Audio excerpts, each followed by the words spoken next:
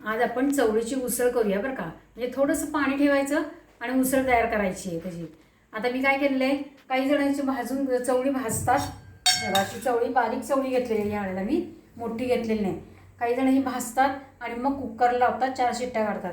पण मी काय केलेलं आहे, रात्री भिजत घातली आणि आत्ता सकाळी शिजवली कुकरमधनं आणि त्याला 4 शिट्ट्या केलेल्या आहेत. छान चवळी शिजलेली आहे मस्तपैकी.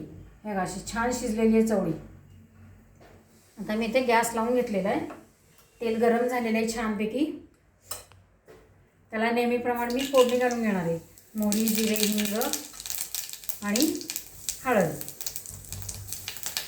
आता आपण काय घेतलेलं आहे, कांदा घेतलेला आहे. कांदा, टॅमॅटो आणि कोथिंबीर एवढंच साहित्य आपल्याला लागणार आहे. काही जण याचं वाटण करतात आणि करतात, पण ते खूप झणझणीत तिखट होते. त्याच्यामध्ये कांदा, टॅमॅटो, आलं, लसूण, कोथिंबीर सगळं घालायचं. चालतं घातलेलं.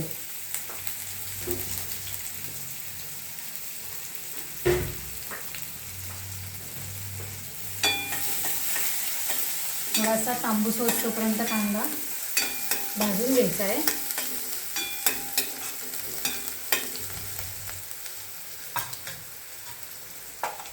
त्याच्यामध्ये 1 टॅमॅटो चिरून घातलेला आहे आणि थोडीशी कोथिंबीर.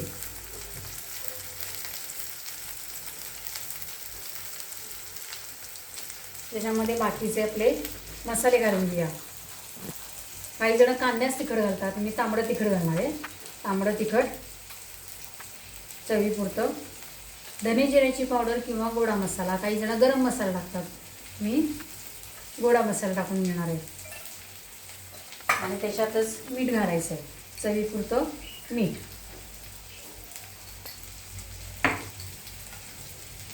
छान परतून घ्यायचं आहे.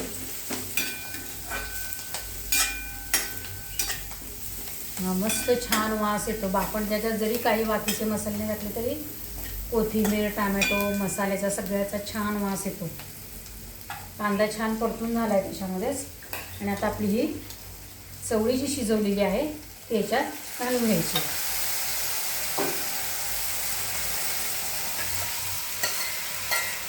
आता काय होतं आहे, भाजी आणायला आपल्याला पावसामुळे बाहेर जाता येत नाही आहे. मग कडधान्य अशी भिजवून भिजवायची आणि शिजवायची. कधी भाजून शिजवायची, कधी नुसतीच शिजवायची. आणि मग त्या पद्धतीने कडधान्य खायचे चांगले चांगले. आता याच्यामध्ये थोडंसं कूट घालायचं आहे.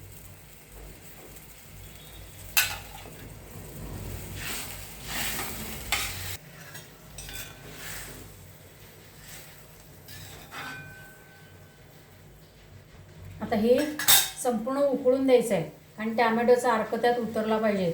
टॅमॅटोच्या साली जेव्हा थोड्याशा सुरकुतल्या जातात ना, त्यावेळेला समजायचं की हा टॅमॅटो चांगला शिजलेला आहे आणि त्याचा आंबट गोडपणा त्यात उतरलेला आहे.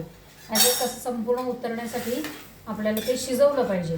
जर तुम्हाला याच्यापेक्षा थोडी पातळ हवी असेल तर किंचित थोडंसं त्याच्यात पाणी घालून घ्या.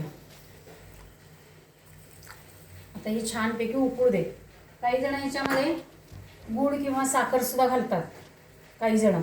आता आपल्याला जर थोडीशी चमचमीत हवी आहे म्हणून आपण त्यात ते गूळ साखर वगैरे काही घालणार नाही आहे. अशी सुकळून द्यायची आहे. छान आमटी उकळलेली आहे आणि टॅमॅटोच्या साली पण छानपैकी सुरकुतल्या गेलेल्या आहेत. याचा अर्थ टॅमॅटो चांगला शिजलेला आहे त्याच्यात. चवळी तर आपण शिजवून घेतलेलीच आहे, त्यामुळं सगळं व्यवस्थित छान शिजले. वास पण छान येते त्याचा.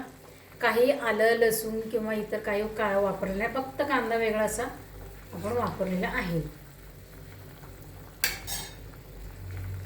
मस्त थोडीशी रस असलेली चवळीची आमटी तयार झालेली आहे. आता मी गॅस घालवते आणि अशा पद्धतीने घरातले पदार्थ खायचे. आता पालेभाज्या किंवा इतर कुठल्या भाज्या असतात त्या जरा खराब येतात, म्हणून घरातलं कडधान्य भिजवून खाल्ले आणि शिजवून खाल्ले तर छान होतात. प्रोटीन्स पण भरपूर मिळतात. लाईक, शेअर आणि सबस्क्राईब करा.